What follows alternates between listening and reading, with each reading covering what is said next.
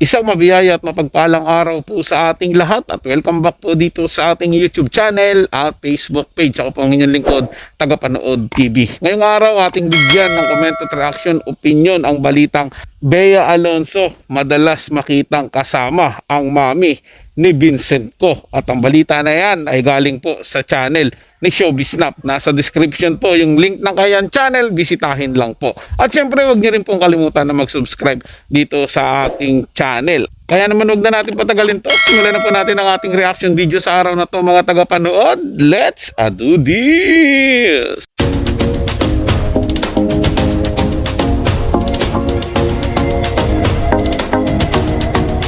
Nadadalas nga daw ang pagsasama ni Bea Alonzo at Vincent Ko na ito ay napopost sa social media. Spotted nga sa isang event ngayon sila Bea Alonzo at Vincent Ko.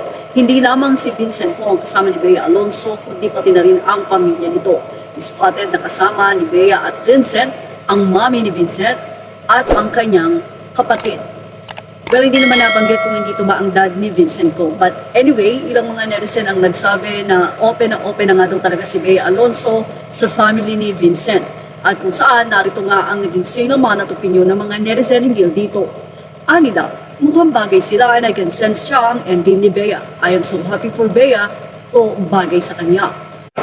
Ayan na nga at no confirmation needed. Mukhang sinasanay na rin na madalas silang makita in public together. Ay, napapadalas na ang sighting nila. I love it for Bea and Vincent. Vincent is obviously a proud BF. Ang sweet palaging nakahawak kay Bea. Body language says it all. I got you, land on me, I'll protect you. Say naman ng isang netizen, the problem for this relationship is that Bea has to assimilate into a very traditional Chinese family whose values are so different from hers.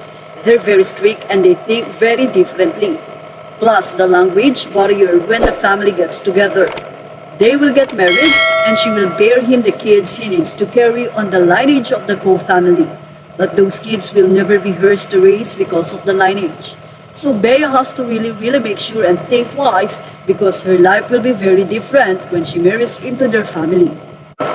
True, not sure kung half Chinese si Vincent or pure-blooded Chinese na born dito. Pero kahit ano pa sa dalawa, iba pa din ang pananaw nila sa buhay.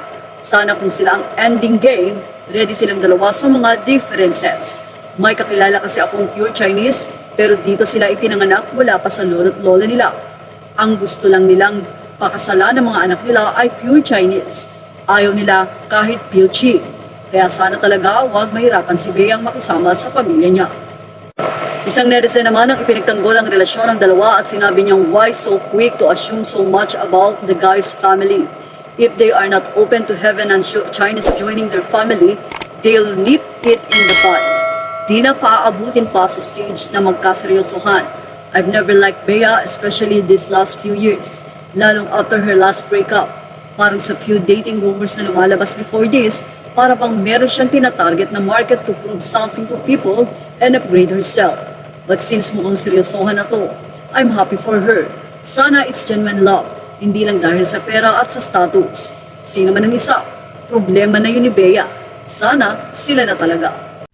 Totoo po yun, tama po yun mga tagapanood na iba talaga ang tradisyon ng mga Chinese. May mga ilang Chinese nga na talagang ang gusto nilang mapangasawa kapwa lang nila Chinese tsaka pure blood Chinese talaga. At yung iba nga para hindi makawala yung kanilang pera sila mismo magkakamag-anak ang nagpapakasal, diba? Pero syempre sa paglipas ng panahon may mga Chinese din naman na na-adapt yung pagbabago at malay mo itong pamilya ni Vincent Ko hindi sila katulad ng mga traditional Chinese na yung dating gawain nila na kailangan Chinese lang mapangasawa ng anak nila, baka hindi po sila ganito mga tagapanood. Malay naman po natin, 'di ba, na iba rin yung nakalakihan nila, iba rin yung tradisyon nila sa buhay, iba yung ina-adapt nila, 'di ba? Kasi nasa Pilipinas din sila, baka sumusunod sila sa tradisyon dito sa Pilipinas. Pero ganun pa man, kung ano man yung mangyayari sa kanilang